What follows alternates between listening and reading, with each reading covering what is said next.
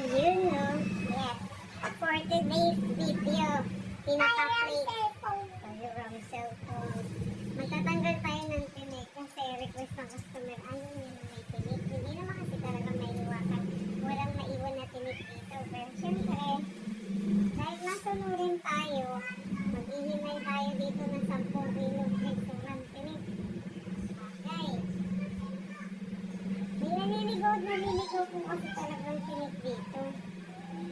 Eh, dito tayo. Kakatapos ko lang gumawa ng aking mga order online. Dito naman tayo. Ito talagang matagal. Magpili talaga ng tinik. Kahirap naman talaga magpili. Naduduling na nga ako kakapili ng mga tinik dito. Kasi aliliit po kasi ng mga tinik. Kaya sana mo natatanggal. Hindi mo kasi talaga may iwasan yun. May mga naiiwan po talaga siyang tinik pag tinutugtog ko.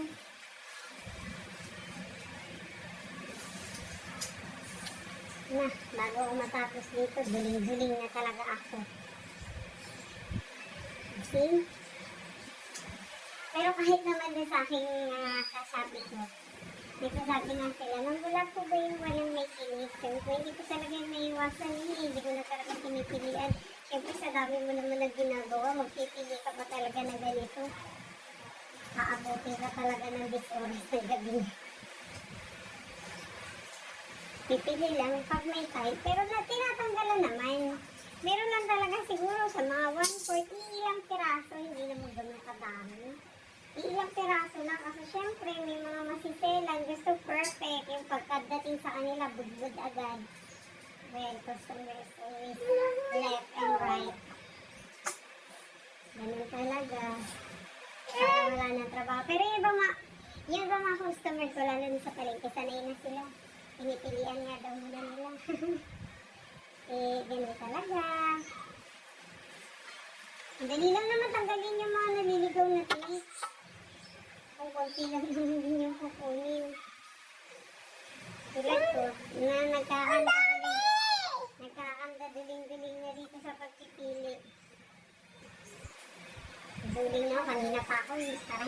Parang hindi ako natatapos. Yung pagpipili ko, parang walang katapusan.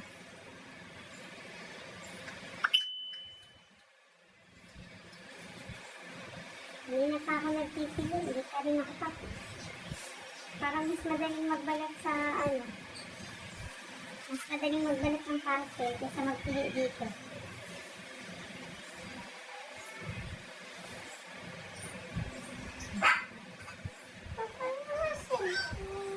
Nagbatang makulit, pera na lang ng cellphone.